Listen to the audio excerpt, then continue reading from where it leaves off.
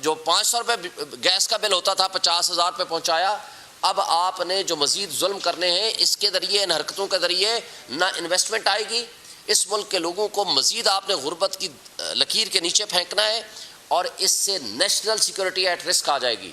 اس لیے آج بھی وقت ہے ان ٹھگوں کو ہمارے اوپر مسلط کرنا چھوڑ دیں. اور یہ جو ابھی آج لسٹ آئی ہے منسٹرز کی، آپ ان کے نام اٹھا کے دیکھ لیں، سب فارم 45 سے ہارے ہوئے لوگ ہیں.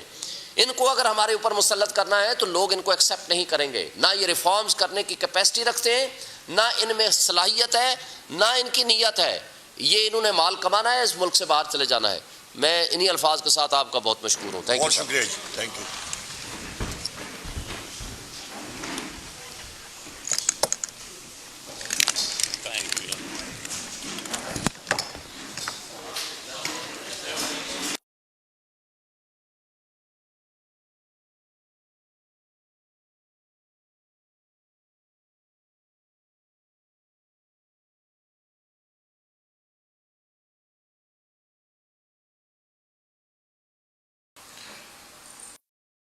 اس وقت پاکستان میں جو انسانی حقوق کی خلاف ورزی ہو رہی ہے وہ اپنے عروج پہ ہے.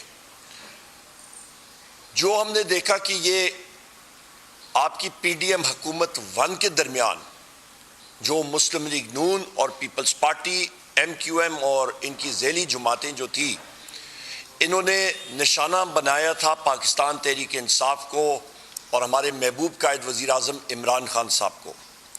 اس کے بعد آئی ان کی ذیلی حکومت جن کو ہم لوگ نگران حکومتیں کہتے ہیں، اور ان نگران حکومتوں میں چاہے وہ کے پی ہو یا چاہے وہ محسن نقوی کی غیر آئینی غیر قانونی حکومت پنجاب میں نگران حکومت ہو، یہ دونوں کے پی کی اور پنجاب کی حکومتیں یہ غیر آئینی اور غیر قانونی حکومتیں ہیں اس وقت تھیں. انہوں نے جو اقدامات پاکستان تحریک انصاف کے ہمارے ساتھیوں کے ساتھ اٹھائے وہ ہیومن رائٹس ابیوزز یعنی کہ انسانی حقوق کی خلاف ورزی کے زمرے میں آتے ہیں. اس کے بعد آپ آتے ہیں پری پول ریگنگ کا سارا سلسلہ آپ دیکھتے ہیں. الیکشن کے دن فارم 47 کا جس وقت الیکشنز کا سلسلہ ختم ہوا، پولنگ ختم ہوئی، تو اگلے دن 9 فروری کے دن جس طرح فارم 47 تبدیل کیے گئے اور 50 اور 60 اور 70 ہزار کی لیڈ والے پاکستان تحریک انصاف کے جو ہمارے وننگ کینڈیڈیٹس امیدواران تھے ان کو ہرایا گیا دھاندلی کے ذریعے، تو وہ آپ نے پاکستان کی تاریخ کیا ورلڈ ریکارڈ آپ نے دیکھا کہ کس طرح بے ڈھونگے طریقے سے دھاندلی ہوئی. ہماری تقریباً 180 سیٹیں قومی اسمبلی میں ہونی چاہیے، اور اس کے لیے ہم لوگ حتی الوسع قانونی کوشش کریں گے، اور آئینی اور قانونی زمرے میں رہتے ہوئے پرامن طریقے سے نیشنل اسمبلی میں اور صوبائی اسمبلی کے ساتھ ساتھ ہمیں جو آئین اور قانون حق دیتا ہے ہم لوگ پرامن مظاہرے پاکستان کے ہر جگہ میں کریں گے انشاءاللہ. یہاں پہ میں یہ بھی کہتا چلوں کہ مہنگائی کا سیلاب جو کہ مسلم لیگ نون کی حکومت نے شروع کیا تھا، پی ڈی ایم حکومت 1 نے، اور اس وقت بھی وزیر اعظم شہباز شریف ہی تھا، وہی مہنگائی کا سیلاب آپ کے ان کی ذیلی حکومت یعنی کہ ان کی کیئر ٹیکر گورنمنٹ نے جاری رکھا، تیزی لائی، اور یہ حکومت مزید اس پہ تیزی لائے گی. اشیاء خرد و نوش سے لے کے بجلی کے بل اور گیس کے بلوں میں آپ کو بہت زیادہ اضافہ اگلے کچھ دنوں میں نظر آئے گا. یہ اسمبلی ہم لوگ بارہا بار کہہ چکے ہیں کہ یہ مکمل نہیں ہے، اور ہم لوگ یہ بات کر رہے ہیں کہ یہ جو ابھی اللیگل غیر آئینی اور غیر قانونی وزیر اعظم اپنے آپ کو جو کہتا ہے جس کا نام شہباز شریف ہے، اور غیر آئینی غیر قانونی وزیر اعلیٰ جو بیٹھی ہیں پنجاب میں، ان کے ہاؤس ہی کمپلیٹ نہیں. اس کے ساتھ ساتھ میں یہ بھی کہتا چلوں کہ ہم لوگ ڈیمانڈ کرتے ہیں سی جے سپریم کورٹ آف پاکستان سے کہ خدا را ان ایکٹیویٹیز کا از خود نوٹس لیں اور اس کا تدارک کریں. پاکستان یہ نہیں سہ سکتا. ابھی میں بات کرتا ہوں کہ یہ ایگزیکٹ انسٹنسز یعنی کہ یہ ایگزیکٹ وہ کون سے مواقع تھے جہاں پہ آپ نے دیکھا یا وہ کون سے جگہ تھی جہاں پہ یہ ہیومن رائٹس ابیوزز ہوئیں.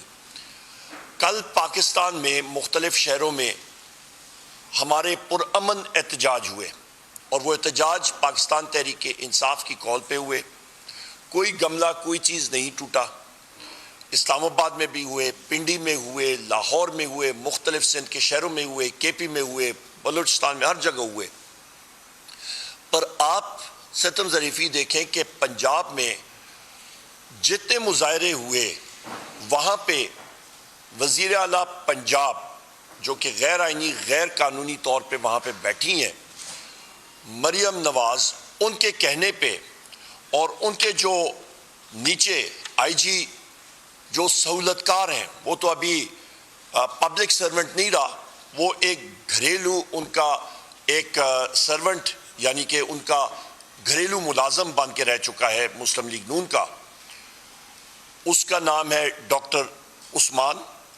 وہ اور ان کا جو سٹاف ہے, جو پولیس سٹاف ہے, انہوں نے پاکستان تحریک انصاف کے لیڈران کو اور ورکرز کے خلاف دہشت گردی کے پرچے کیے اور اس پہ ہمارے بیرسٹر سلمان اکرم راجہ صاحب اور بیرسٹر لطیف کھوسا صاحب جو کہ نامور قانون دان اور اس وقت ہمارے بیرسٹر لطیف کھوسا صاحب قومی اسمبلی کے ممبرز ہیں, ان کو اریسٹ کیا گیا. ہمارے تقریباً 100 سے زیادہ لوگوں کو اریسٹ کیا گیا, مختلف جگہوں میں ان کو لے کے گئے تھانوں میں. ابھی تک کوئی لوگ اریسٹڈ ہیں, کئیوں کے خلاف شدید قسم کے پرچے ہوئے ہیں, سیریس اوفینسز لگائے گئے ہیں, صرف اس لیے کہ وہ آواز حق اور سچ کی نہ اٹھائیں.